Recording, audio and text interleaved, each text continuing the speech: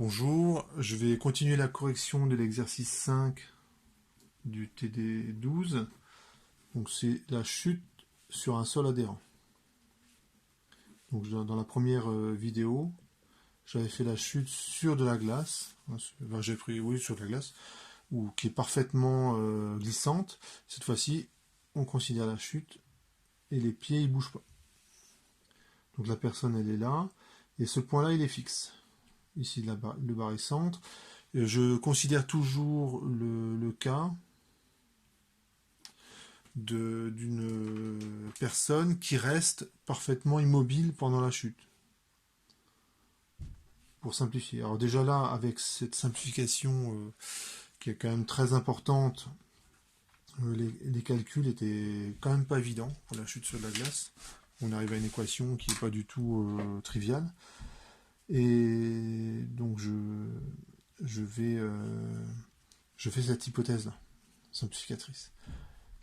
Je vais appliquer le théorème du moment cinétique et est-ce que oui aussi le PFD. Cette fois-ci,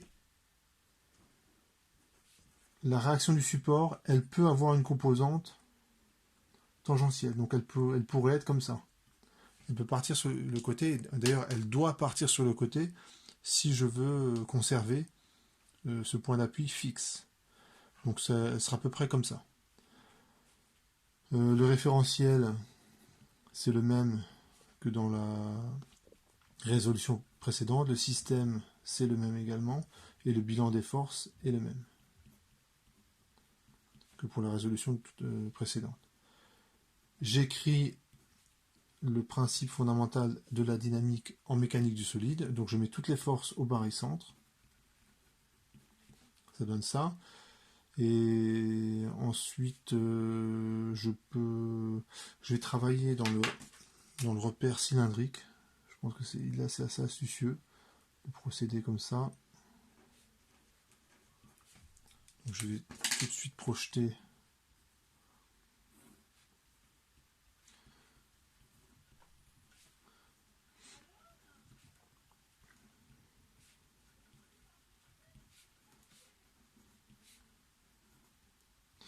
alors dans tous les termes que j'ai écrits d'accélération, il y en a une bonne partie qui sont nuls évidemment.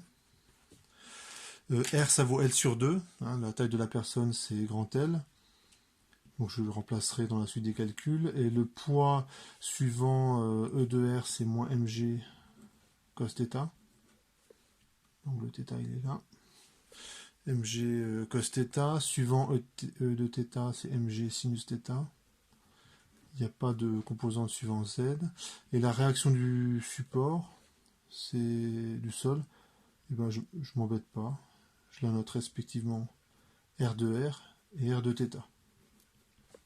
C'est ce qu'on fait en fait quand on ne connaît pas la force, et ben on donne un nom à chaque coordonnée et puis on regarde ce que ça donne. Le théorème du moment cinétique, donc je peux l'appliquer, je vais l'appliquer au barycentre. Ça j'ai toujours le droit de le faire par rapport à un axe qui passe par le barycentre, mais c'est programme. Et je vais aussi l'appliquer à ce point, disons, je vais choisir l'origine du repère à ce niveau-là. Alors en G, ça va donner quoi? Et ça, je précise, hein, c'est hors programme.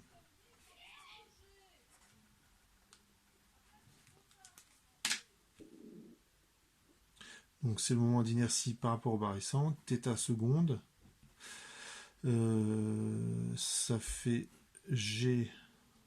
GO vectoriel, la réaction du sol, scalaire EZ. Le moment du point il est nul parce qu'il s'applique au barycentre. Donc tant que j'écris le théorème du moment cinétique au barycentre, le moment du point il est nul.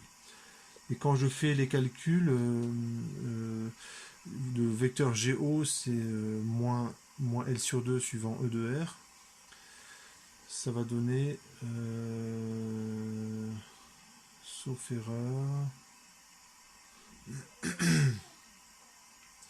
ça fait L sur 2 R de θ. Et ici un signe moins. Alors, comment j'écris ça? en fait, j'ai pas calculé ça. J'ai regardé ma force R, je l'ai décomposée en deux parties.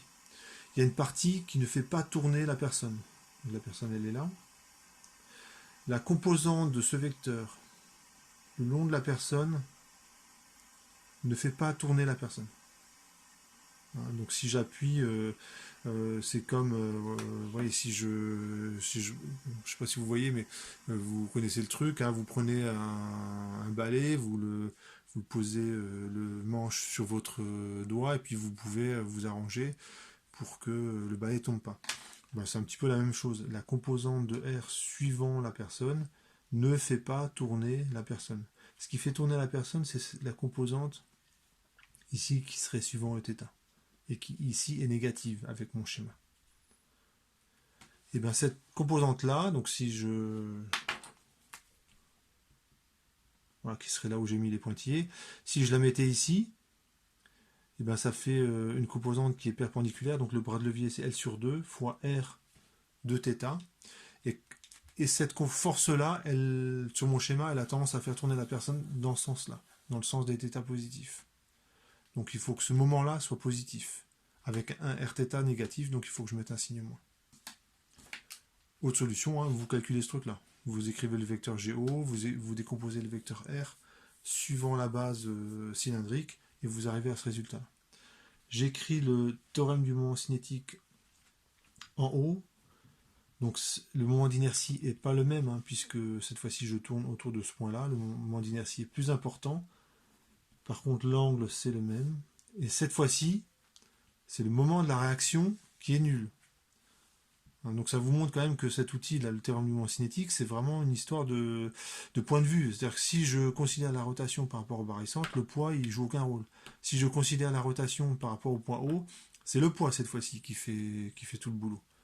Alors ça ne veut pas dire qu'il n'y a pas de conflit, hein, les équations sont cohérentes entre elles, mais on change un petit peu de point de vue. Et cette fois-ci, le moment du poids, ça va être OG. Hein, cette fois-ci, la rotation se fait par rapport au point O. Je vais jusqu'au point d'application de la force, OG, vectoriel P, scalaire EZ, et ça fait MG, L, sinus θ. Sauf erreur. L sinus θ, ben, en fait, c'est le bras de levier qui est ici, ou qui est ici, fois le poids, et le poids fait tourner dans le sens positif, donc il y a bien un plus. Donc normalement, et je peux aussi écrire une équation énergétique.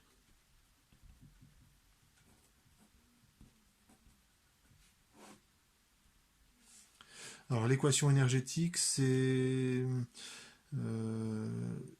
J de 1 demi, de JO θ point carré, plus, donc ça c'est l'énergie cinétique de rotation. Quand je tourne autour du point O, il n'y a que de la rotation. Lorsque je tourne autour du point O. Plus mg, l'altitude du barycentre, donc c'est L sur 2 cosinus θ, et c'est égal à l'énergie mécanique initiale. Il n'y a pas de frottement. Pourquoi il n'y a pas de frottement? Parce qu'il n'y a pas de mouvement au niveau des pieds. Donc même s'il y a une force, il n'y a pas d'énergie qui est dissipée. mgl sur 2. Donc l'énergie mécanique initiale, c'est juste de l'énergie de potentiel de pesanteur.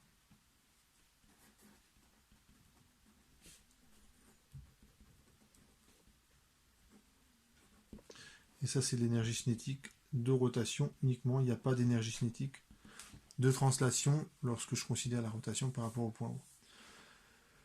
Vous avez... donc là, j'ai pas mal d'équations. Et à partir de là, je vais voir si je peux, ce que je peux en déduire. Et en pratique, ce que je vais faire, c'est que je vais vous montrer qu'on peut faire une résolution numérique. Voilà, j'ai recopié les équations. Je me suis rendu compte que j'ai fait une petite erreur. J'ai oublié un facteur 1,5 ici. La longueur de là, c'est L sur 2. Donc là, j'ai recopié toutes les équations. J'en ai 5. Donc évidemment, dans toutes ces équations, il y a des redites. Il y a des redites. Elles sont pas toutes indépendantes, mais ça c'est pas très grave, hein. Si vous avez trop d'équations, du moment qu'elles sont correctes, il n'y aura pas de contradiction dans la suite de vos calculs. Ce que je peux faire, c'est par exemple, si je vise une résolution numérique, c'est que je prends ce Rθ, je le réinjecte là-dedans, et j'obtiens une équation différentielle uniquement en θ. Donc ça, c'est une solution. Une fois que j'ai fait cela, vous pouvez... en fait, je pourrais utiliser cette équation-là directement. Ça, je sais résoudre θ. Une fois que j'ai θ en fonction du temps, et ben en fait, je peux calculer R de R, R de θ. Je peux tout calculer en fait, très facilement. Je pourrais aussi utiliser cette équation-là, qui du coup serait une équation du premier ordre. J'isole θ point. Ça vaut moins ceci divisé par cela, racine. Le défaut de cette équation-là, c'est que θ point, je vais le connaître à un signe près. Donc ça, c'est quand même embêtant lorsqu'on fait une résolution numérique. Donc là, en fait, je vais utiliser directement cette équation-là. Alors, ça ne veut pas dire que les autres équations, ça ne va rien, hein. Une fois que j'ai θ en fonction du temps, je peux calculer R de R, R de θ. Donc je peux tout. Ça va m'intéresser parce que juste pour s'assurer que les pieds restent bien en contact avec le sol, hein, qu'il n'y a pas de perte de contact au cours de la chute. Donc si je m'engage dans une résolution numérique, je vais commencer mon code comme ça. Je vais définir une fonction f qui prend comme argument un vecteur x et qui va renvoyer sa dérivée temporelle. Le vecteur x, dans mon programme, ce sera un tableau, d'un type arrêt. Et le contenu de ce vecteur, c'est θ et θ point. Et l'idée, c'est d'envoyer θ point et θ seconde. Et quand on est capable de faire ça, après, c'est toujours la même chose, hein, c'est toujours le même schéma pour faire la résolution numérique.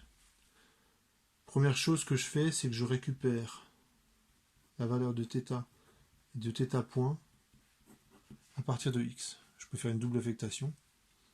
Et avec cette équation-là, je suis capable de calculer la dérivée seconde que je note θ pp comme θ point point. Donc ça, ce sera à vous de l'écrire. Vous êtes capable de calculer ce truc-là. Et une fois que vous avez ça, vous pouvez fabriquer le vecteur x dérivé, qui est simplement θ point, θ point point. Et je renvoie xp. Le reste du code, c'est toujours la même chose, hein, méthode de l'air, de E, Rouchkuta, etc. Et vous pouvez avoir θ en fonction de t, puis R de R, R de θ en fonction du temps, puis R de X, R de... Enfin, vous pouvez tout calculer. Alors, quand on a fait la résolution numérique, vous avez le résultat dans le document d'accompagnement qui est sur le drive. Voilà, j'ai reproduit les résultats qu'on obtient en faisant la résolution numérique pour la chute sur de la glace. Je vais superposer les résultats qu'on obtiendrait pour la chute sur un sol adhérent. Donc ce que vous avez, donc la chute s'arrête aussi quand θ vaut pi sur 2 et c'est beaucoup plus long. Ça fera une courbe. En gros, ça prend 2 secondes pour atteindre le sol. Donc en 2 secondes, vous avez quand même 2 fois plus de temps pour réagir. Lorsque vous tracez θ point, c'est un petit peu vous avez le même temps de réaction, hein. Alors ce qu'on peut remarquer tout de même, c'est que le θ point final c'est le même dans les deux cas. Alors ça c'est une raison, la raison à ça c'est une raison énergétique. C'est-à-dire que quand entre la station debout et lorsque vous êtes au sol, c'est la même différence d'énergie potentielle. Et cette énergie potentielle va se retrouver dans les deux cas sous forme d'énergie cinétique de rotation. Donc dans ce cas-là, voilà, on n'est pas étonné finalement d'arriver à la même, au même θ point. Pour la réaction du sol, alors dans ma résolution, l'axe vertical c'est X, dans le document d'accompagnement c'est Z. Donc ça, les notations changent un petit peu. Et vous, ce que vous constatez, c'est que vous arrivez un petit peu plus bas. Ça fait une courbe comme ça. Donc évidemment, au cours de la chute, ce qui va se passer, c'est que le sol appuie un petit peu moins fort sur vos pieds, surtout à la fin de la chute. Et ça remonte un petit peu à la fin. Donc ce que cette étude montre, que l'arrivée, la vitesse angulaire à l'arrivée, c'est la même. La seule différence, c'est le temps de réaction. Quand vous tombez sur un sol adhérent, vous avez en gros 2 fois plus de temps pour réagir que sur un sol glissant. Voilà, donc je vous laisse consulter le document d'accompagnement. Il y a une courbe en plus qui compare les deux chutes. Voilà.